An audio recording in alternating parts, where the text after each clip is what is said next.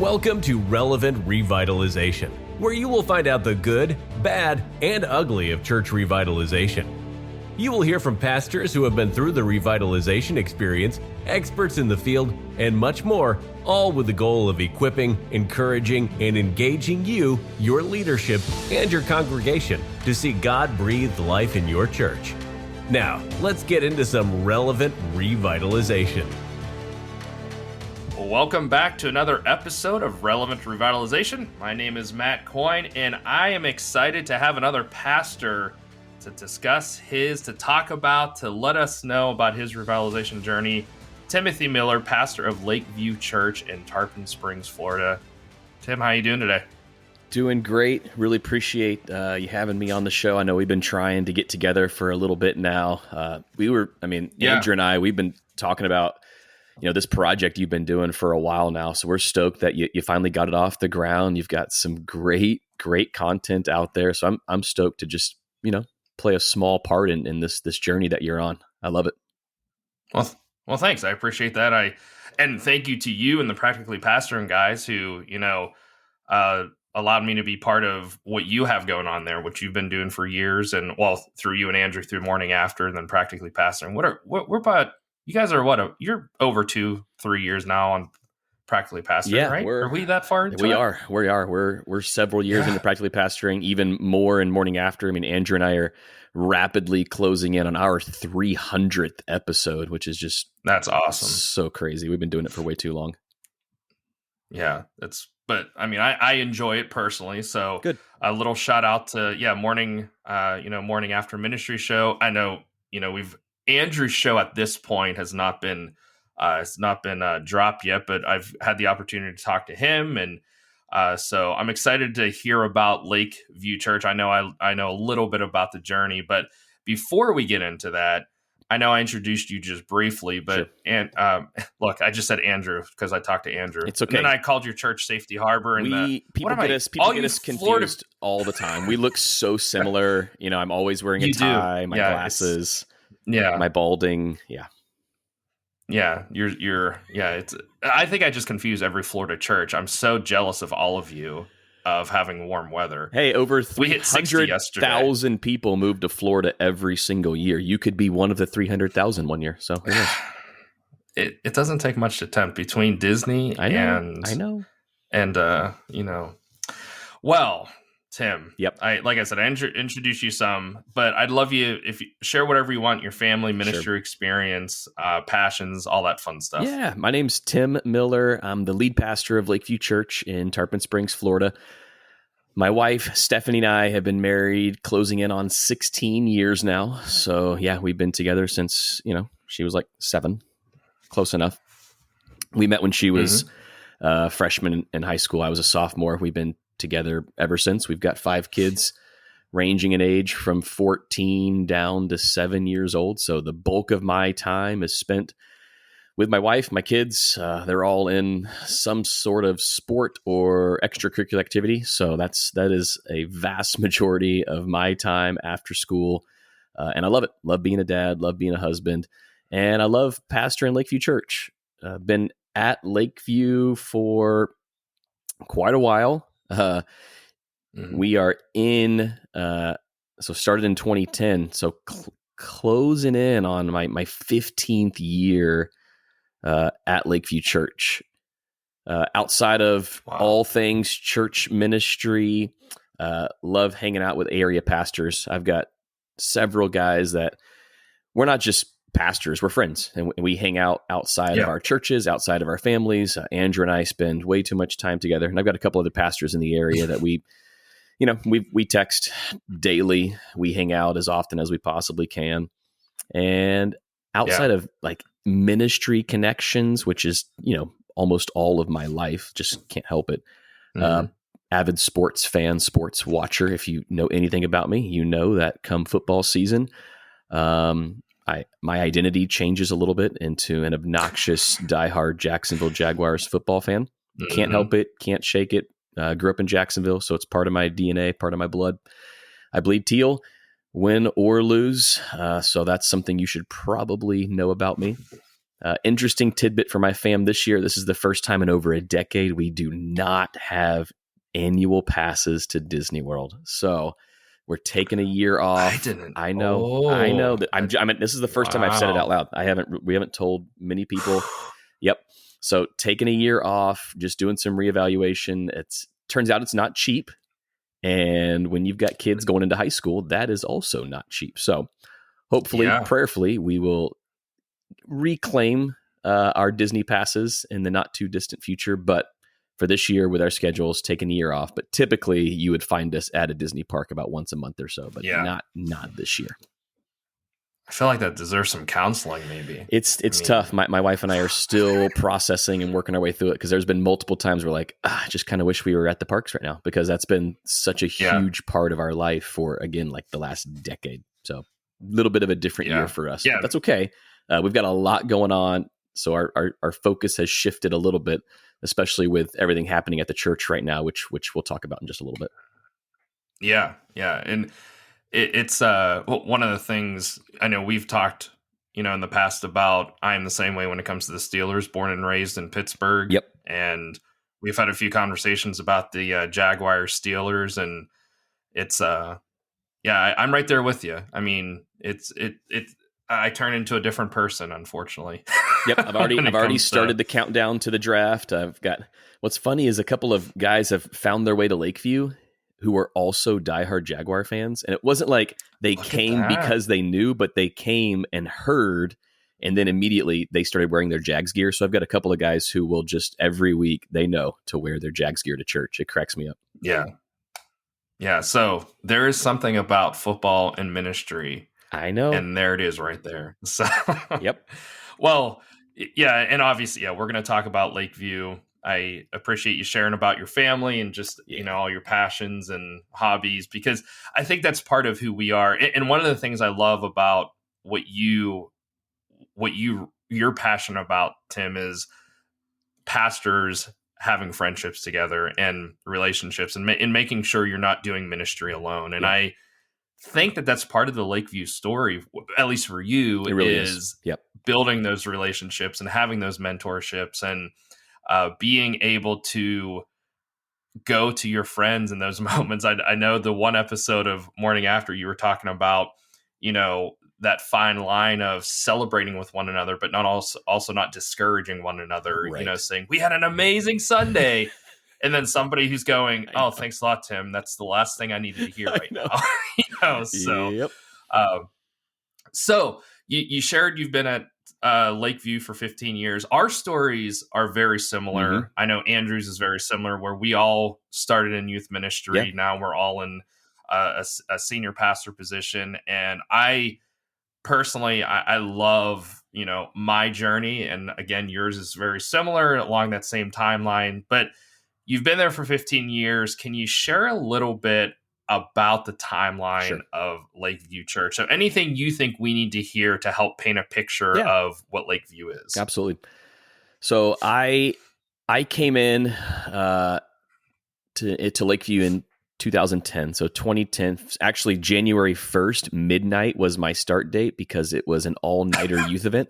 So literally started at midnight on January 1st, 2010. That's cool. Yeah. As the youth pastor of Lakeview Church, the founding pastor and I struck up a relationship, and he knew that I was wanting to get into full-time ministry. I'd been interning at an area church for about a year and a half.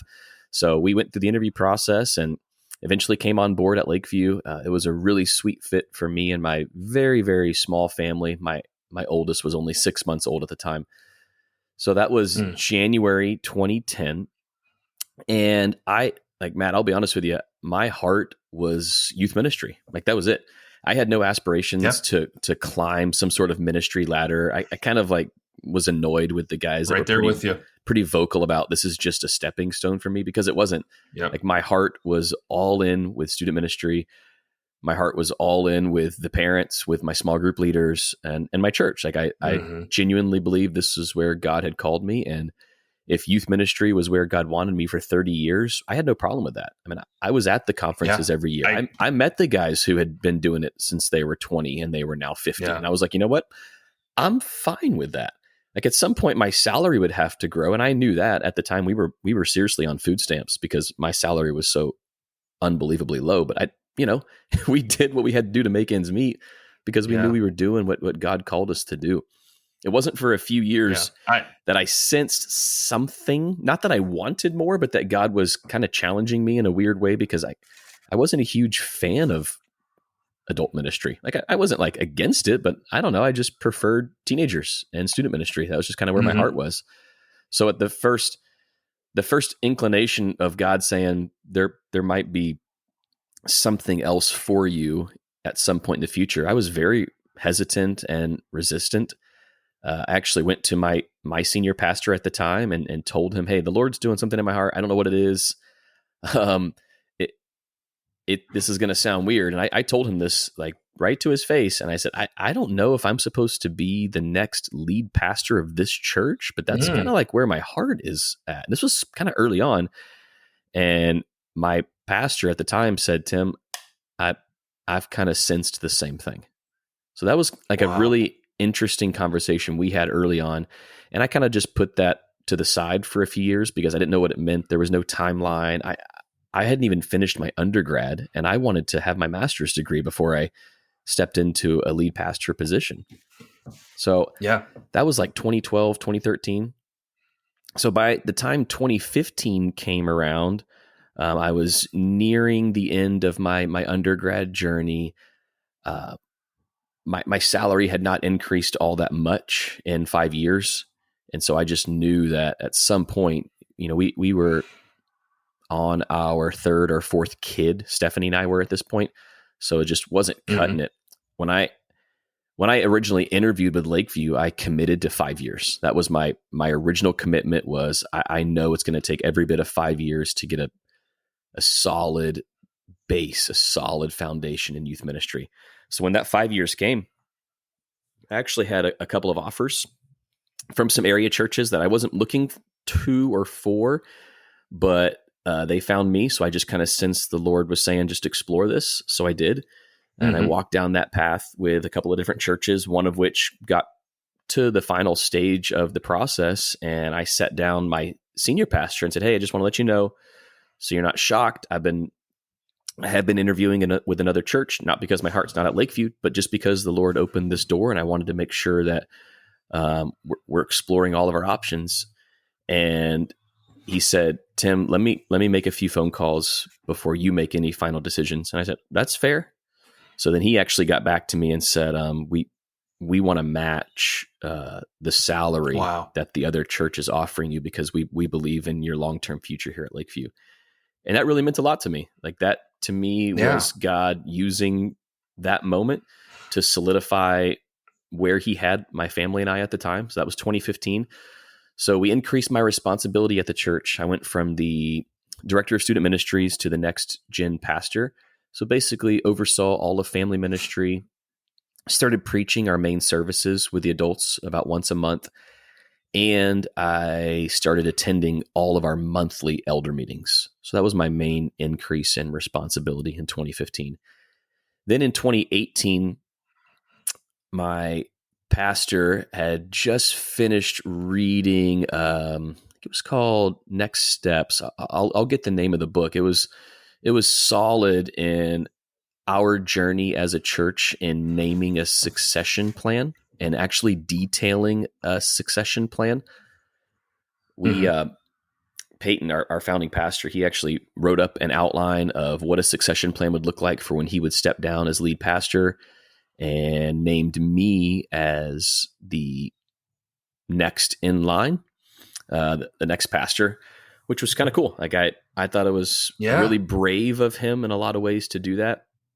Looking back now, we probably could have done it a couple of different ways. This is the way we chose to do it. We did not. So we actually got it approved by the elders. Then we put it before the congregation. Here's where I would say we probably fumbled a little bit. We had no timeline. So there was an outline of how this would happen, but there was no time of when this would actually take place. So this was 2018. I graduated from the University of South Florida with my undergrad in communication in 2016. I was about 2 years into my MDiv program with New Orleans Theological Seminary. So I was still, in my mind, 5-6 years away from completing my master's degree, from really feeling, like fleshly, feeling like I was ready to assume the role of lead pastor at Lakeview Church. But obviously, God had other plans. So 2019 happened. If you've been following my journey and story for a while, you'll know that 2019 was a very difficult year for me and my family and Lakeview Church as a whole. We hit some financial hardships. Our attendance was in a steady state of decline for 7-8 years. It was difficult to pay staff the way we were paying them. I mean, we were already a relatively small staffed church at the time. And so our elders had to make some really difficult decisions in the first quarter of 2019. It was unbeknownst to our founding pastor or to myself. They actually met with us separately and said, here's the plan we've come up with. We know this is not going to be easy. And the plan was actually to keep my salary the same, but to cut our founding pastor's salary in half and start to phase him out. It was a very painful, difficult couple of weeks. It eventually led to, and there were some other circumstances happening at the time, but it eventually led to our founding pastor resigning in April of 2019. And me finding out that I was going to be stepping in as basically the interim, the acting lead pastor, effective immediately because his resignation was effective immediately. And I found out on Good Friday, 2019.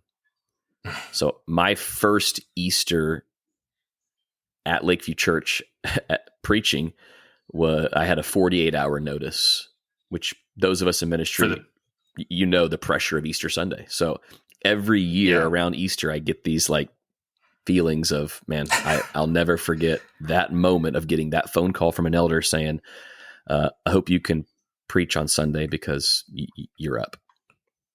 So that it started this really, really difficult process of, is this where God has me? Has he called me here? Am I supposed to be the next lead pastor of Lakeview Church? We were, again, struggling bad. Like I knew that this was a full-on revitalization project. And if I was going to take this job, this calling, that I had to be all in. My leadership team had to be all in. My family had to be all in, because if not, we weren't sure how much longer Lakeview's doors would be open at one point. Yeah. So we had a really difficult summer, dude. Like really difficult. Some of the elders were torn. Yeah. They didn't know if we should enact the succession plan that had already been approved. They were like, you know what? Maybe we just throw the succession plan away and we do an outside hire. So I wasn't even sure if they wanted me. So there was like a lot of questions up in the air, going back and forth and back and forth. And finally, at the end of the summer, I was still, leading the student ministry at the time too, and trying to do all the duties of lead pastoring at the same time. I went to the elders and just said, hey, out of fairness to you, out of fairness to me and my family and Lakeview Church, I'd like to interview for the job, like put me through the full interview process like I'm any other candidate in the country. And if I'm not the guy that God has for you here at Lakeview Church, then let me know so I can peacefully exit and you can find the person that God has to lead Lakeview in this next season. So they humbly and graciously accepted that plan to interview me first before they went out and did a nationwide search, just so that way I could know. So I went through the process, search team, etc. Several months long, not an easy process. If you've ever interviewed for the position of lead pastor, most churches tend to take that very seriously. Lakeview is no exception. Did make it through the process. Eventually, I was put forth as the candidate for the next lead pastor of Lakeview Church, officially voted in October 13th, 2019. So that was my official start date as lead pastor of Lakeview Church. I think I think 103 people voted on that Sunday. Mm-hmm. When I started Lakeview in 2010, we were averaging well over 300 in a worship gathering.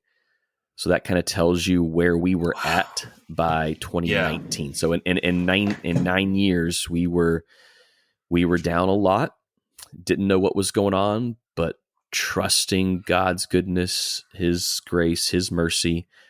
So 103 people voted. I think 3 people said no, and 100 people said yes on October of 2019.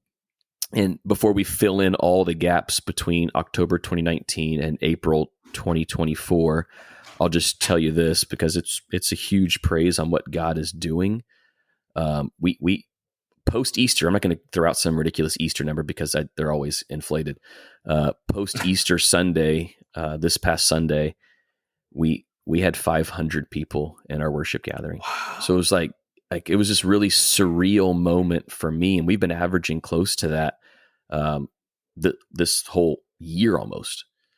So it's just been okay, it's been a really surreal, God-sized story that's happened over the last 5 years at Lakeview Church. Yeah.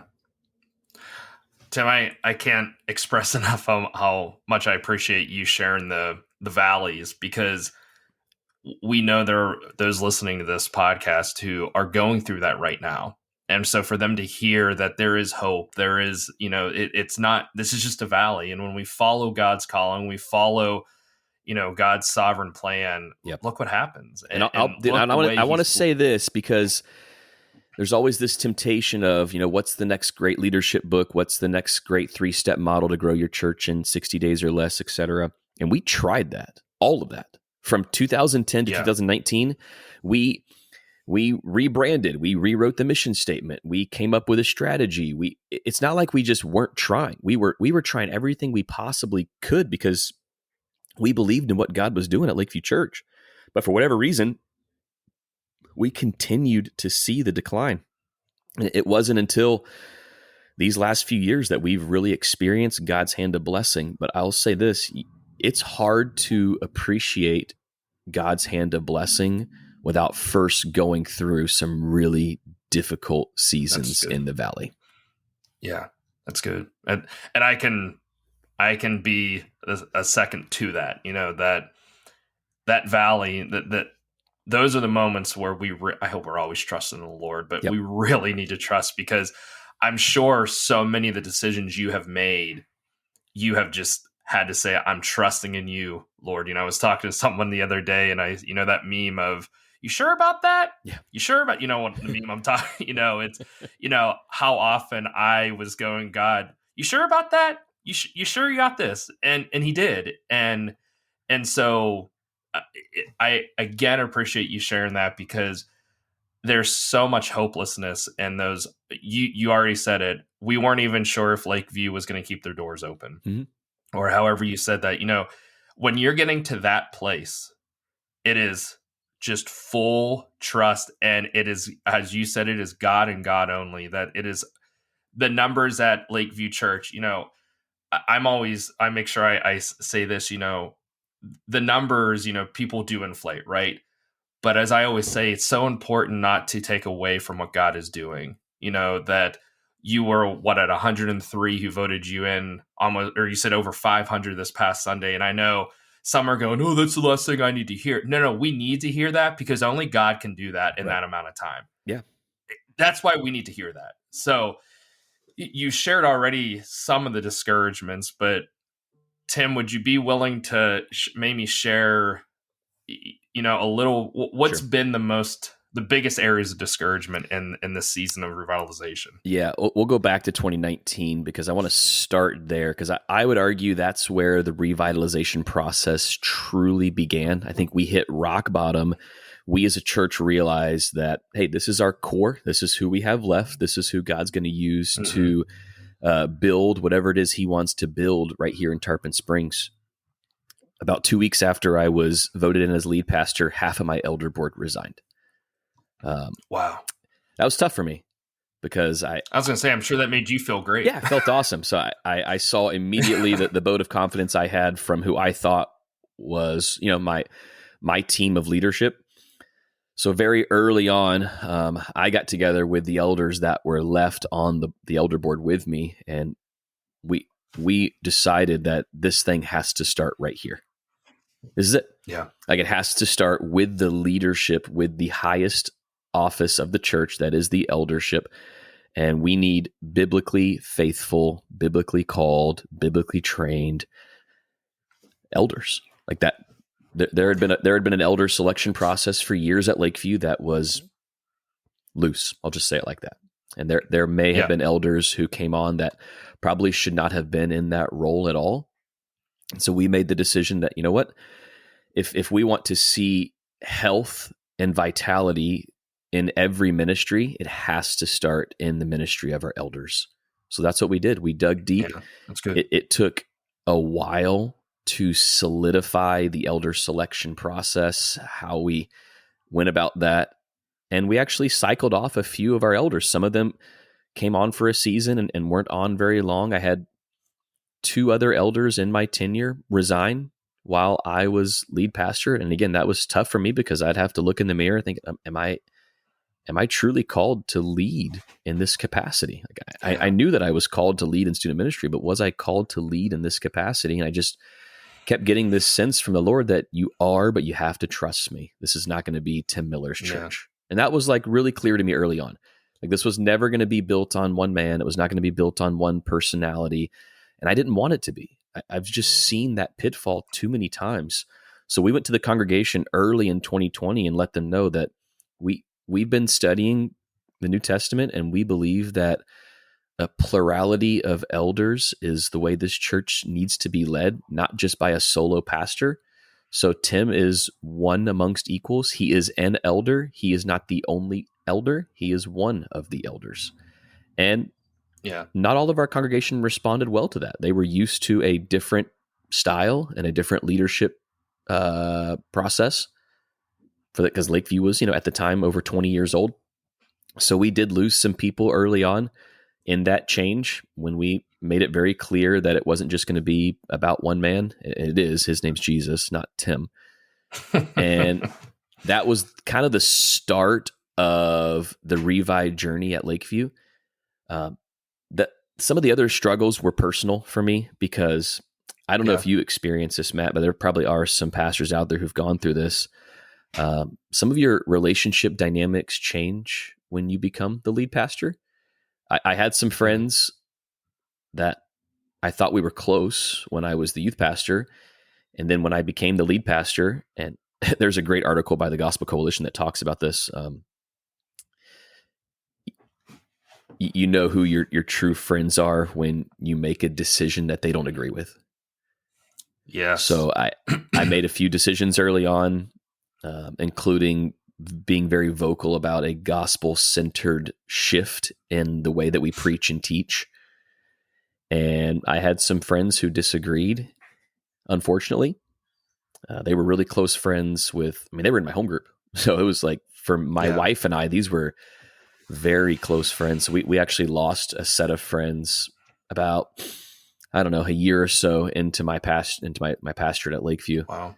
And that was a harsh realization for me of, okay, dynamics have changed because I'm not the youth pastor anymore. I am the lead pastor. So that was a harsh realization early on, and a good reminder that I need to surround myself with friends outside of the church too. Like that is so key, so vital. I've had too many friends, so have you, Matt, who've isolated themselves. Their only relationships are in the church.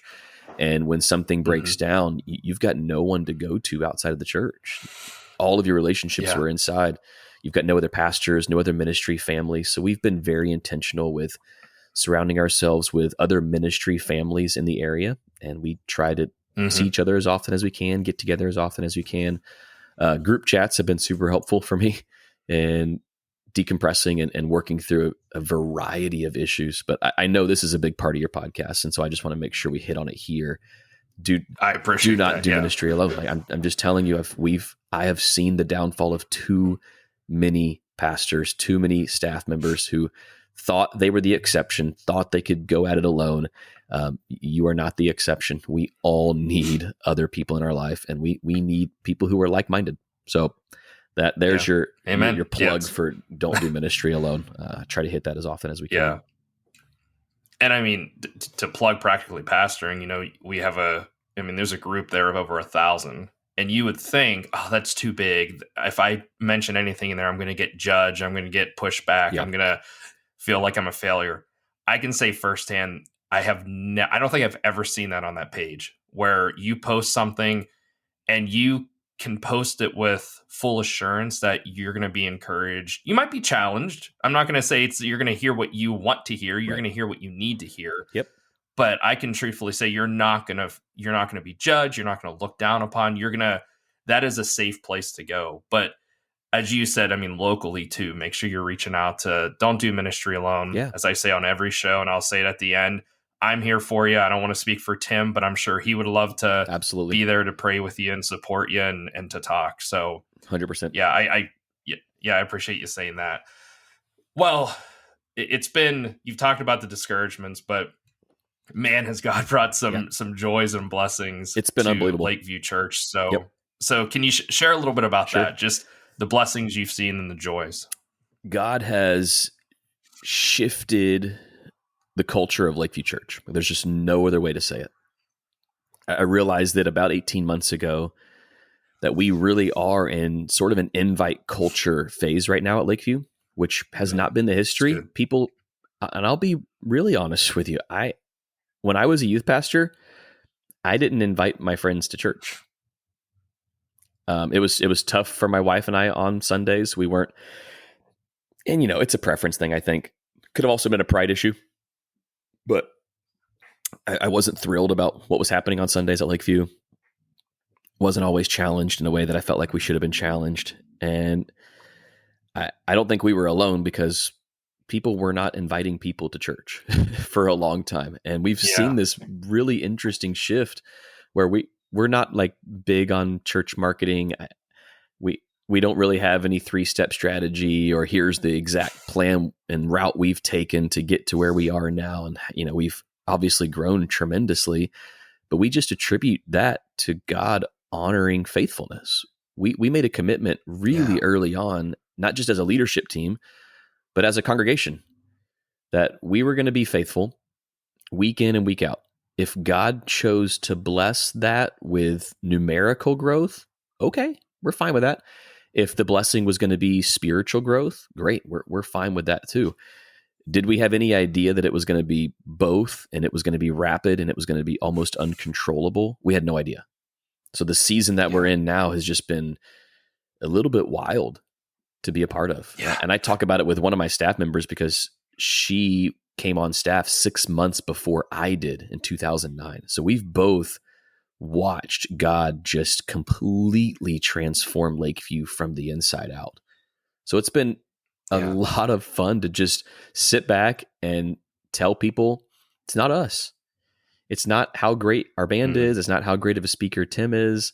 It's not because we have, this unbelievable strategy and it's working and we can replicate it and we're going to go, speak at conferences and give everybody else the Lakeview strategy. Like, that's not who we are. We've just decided we're going to be faithful to what God has given us.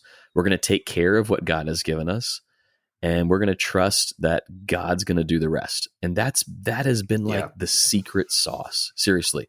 There were a few key areas that we identified early on that, we're not very good here, but we're a small church, so we should be good here.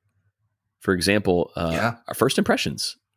Like we were a church at the time of 150 people when we decided, we should be really good at welcoming every person that steps foot in our campus, period. Like, for our size church, that needs to be part of our identity, authenticity. They see real people, real smiles, and real welcomes, like genuine humans who are excited that they came to Lakeview Church. So that was our first, outside of the massive work we did with our elders, our next step was solidifying a first impressions team. And it became kind of a part of our core DNA of, Lakeview like genuinely cares if you come to church. Like if you step foot on our campus, you'll know that people actually care about you. And it's just funny that was such an easy win for us. We identified that as low-hanging fruit very, very early on. And it was a huge win because it became a part of who we are. And to this day, at membership class, I tell all of our members, because most of them have made it to membership class because they were welcomed and greeted and felt like they belonged at Lakeview, that our easiest avenue, our easiest place to serve is on that first impressions team. It's where you're going to get to know people. It's where you are going to get to provide what someone else provided for you when you first stepped foot on our campus. So that was a huge joy for me to watch that ministry take off. I watched someone grow the team. I watched that person hand over the team, and then they grew the team. So I'm like, wow. So you saw this replicating model of ministry in our first impressions team. And I've had them share that story with a variety of our ministry leaders, because that's kind of what we want to see happen with every ministry that's happening at Lakeview Church. So when we think of joys and blessings, it started there. And then this word authenticity came out. And I still to this day do all of our first contacts for people. So I get the connection card on Sunday afternoon. And if I'm around my computer, I'll probably respond on Sunday afternoon just because I'm like that. So I'll reach out to our first timers and just welcome them. Thanks for coming to church. I'll typically ask, how'd you find Lakeview and what'd you think? And almost overwhelmingly, the response is still to this day, we felt like you guys actually wanted us. Like we weren't able to slip into the back unknown. People came up to us, people talked to us from the parking lot all the way in and then all the way out. So that's a big part of who we are now, and being authentic and not trying to be fake or phony. Look, we're a church that's surrounded by glass. If you don't know that about us, we have a history of when we first started, we were actually a tent on our property. So for several years, our worship services were carried out in a tent. The great grandfather of our founding pastor was R.A. Torrey, who, if you know your church history, was actually a traveling evangelist who preached in tents. So in that fashion, we designed our worship center to be surrounded by glass on three sides. So we're never going to be the dark church. Like I'm not against that. Like I still go to camp every year. I love the dark setting. I love being able to block everything else out, but that's not Lakeview. Like you're going to be able to see people's faces.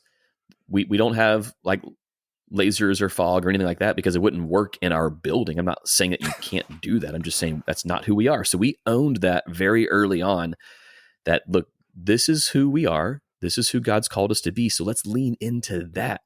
So at every elder meeting, I still remind our elders, we're not going to try to be something that God hasn't called us to be. We're going to lean into who we are.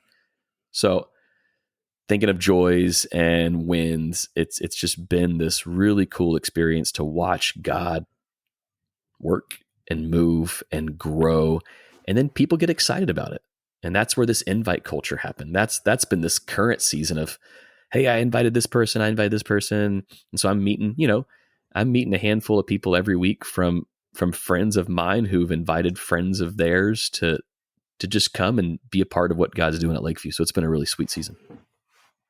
Yeah, I have in my notes for a future show to talk about first impressions. Yep. Because Tim, I can say that's what happened here at Rollins Church, that the culture shifted.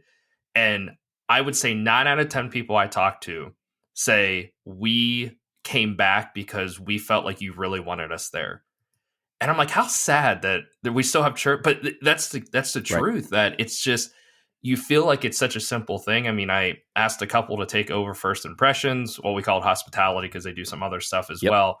But to take that over, and they've taken it so serious. And I've told them, I said, it is the church, the way you are welcoming and inviting, and you make people not awkwardly. This is actually funny, Tim. We have a 5-star review on Google for Rollins Church. If you look at it, I will be checking it out today. One of them's no, I take that back. We're like 4.8. We had a 5-star rating, and it literally says the pastor is friendly, but not overly friendly. I'm like, that is the best review I've ever gotten in my life. Yep, that's a keeper. Save that one. He's friendly, but not weird. It's cool. Yeah, that's what that means. Yeah. And so I said that to my friend James Gomez, I said, we do Not the Worst Pastors podcast. I said, this is not the worst review I've ever had. So and good. I love it. So good. But yeah, there's that fine line. What I'm trying to say is where you're awkward. You're like, ooh, Right. Like you're clinging. This is a stage 5 clinger. And it feels fake and phony and non-authentic. That's exactly right. Yeah. Yeah. So thank you for sharing that. And, it's just so good, to see on Facebook the beautiful, and you also didn't add, you have a beautiful landscape there as well. We do. I'll throw that in there. This beautiful lake. We have 36 acres. We actually started on about 6 acres, and our founding pastor actually met with a philanthropist in the area who loved the original vision of the church, and he gifted us the additional 30 acres, including the lake that we now sit on. So we have 36 acres. Awesome. Those are not all buildable. So it's not like, and this has been a big part of our story lately. We are not to become Mega Lakeview. It's just not in our cards. We literally don't have the space for it. We have a few more acres that are buildable, but the goal is not how big can we possibly be. That's just not who we are. We do want to plant other churches. I don't want satellite campuses. I'm not video preaching, Tim. I want to raise up pastors and send out pastors. That's the goal of Lakeview in the next 5 years. That's good. Yeah. That's, again, another similarity. We have 30 acres here. So, And so to see you have sunrise service on Easter, close to 400 people woke up before the sun rose. That whole story is crazy because when I preached my first sunrise service in 2019, we rented 75 chairs and didn't even fill them all out. And that was okay. Like, it wasn't about the numbers, and it never has been. Yeah. But it's just been this crazy journey to watch. The next year we rented 150. Then we rented 200. Last year we rented 275, didn't have enough. We had to bring out extras. This year we rented 350 chairs, and we ran out of space this year. So it's been like this. And again, that's a 7 a.m. service, which there's no way you're getting my family up for that. And so that's been a fun journey. I think the best part about that is it is nothing that Tim did. No. It is nothing the elders did. It is all God-breathed growth and the opportunity to share the gospel. I just, what an amazing, I hope an encouragement for those who are listening. Me too. Some who are listening are probably going, there's no way. Well, there is no way if you limit God. Right. And we got to get out of his, you said it, I say it this way to our elders. We got to get out of God's way. We got to allow him to work and what he's going to do and how he's going to do it. And in the timeline he's going to do it. I came here with a cute 5-year plan. Yeah. You were talking about that. I came here with a cute 5-year plan. I literally have thrown that out the window. Not the plan itself, but the timeline. Because I'm like, God, okay, I limited what you were going to do, and I'm sorry. So exactly right. Yeah. So Tim, as we close out here, I want to ask you, I got a couple questions for you just for advice and for wisdom and for insight. Sure. What advice do you have for pastors who find their church on life support? First of all, I feel for you, literally, because I was there. Like I was in your shoes. I was right there with you. So just know this: you are not the first to go through this. Slow down, take a deep breath, find some area pastors. If you don't have any pastors in your network, reach out to Matt. Reach out to me. I want to pray with you. Yeah, and I just want to. I know there are some area pastors who would love to do a lunch with you and hear your heart and your passion and cry out to the Lord.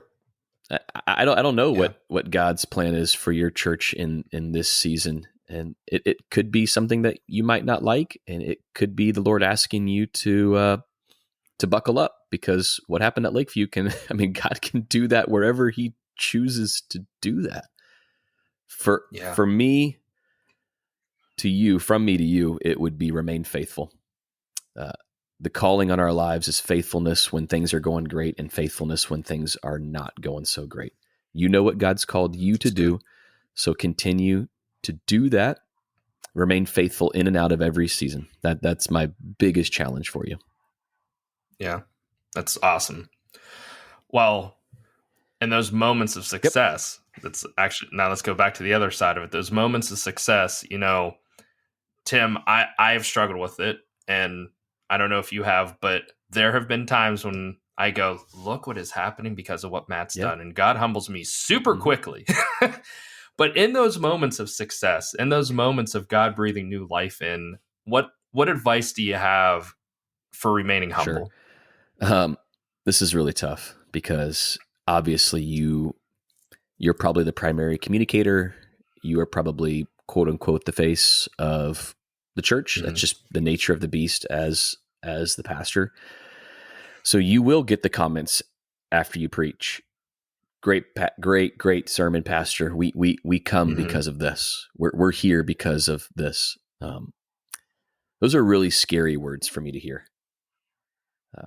Seriously, that doesn't actually encourage me. It does the opposite because I don't ever want Lakeview to be built on my personality.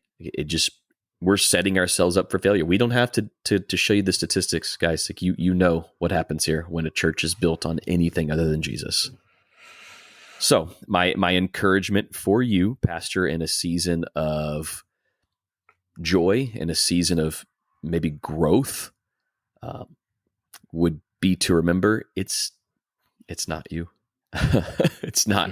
It's not you. God can use you. God has been using you. Praise God for that. But you are not the reason for the growth. God is the reason for the growth.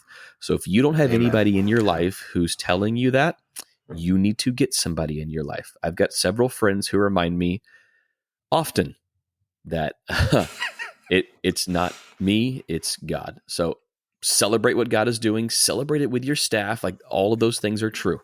Like I'm very clear at staff meeting every week. We're going to celebrate. This is not us being braggadocious or look at how great we are. But look, I've been through the valleys and it was really tough. Yeah. I don't want to miss these moments where we're on the mountaintop to celebrate and to praise God and to give God the glory. But it always needs to be said, it's not you, it's not us, it's all God. Yeah. Good stuff. Well, Tim, one of the things I like to do on this show is, as you said earlier, that it is Scripture, it is God's Word and God's Word alone. We can't be turning to these 3-step, books and stuff like that. However, there are good resources, there are good tools. So I like to give that stuff away. Is there anything that you'd like to, any book or anything you'd like me to give away to one of our listeners?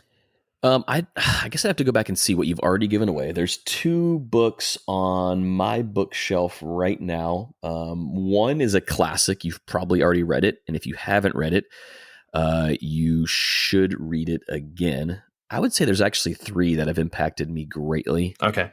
Well, let's do this. If you want, you can talk to me after. Okay. And then I'll post them next week. If you want to think about it. Unless you know them now. One was An Unhurried Life.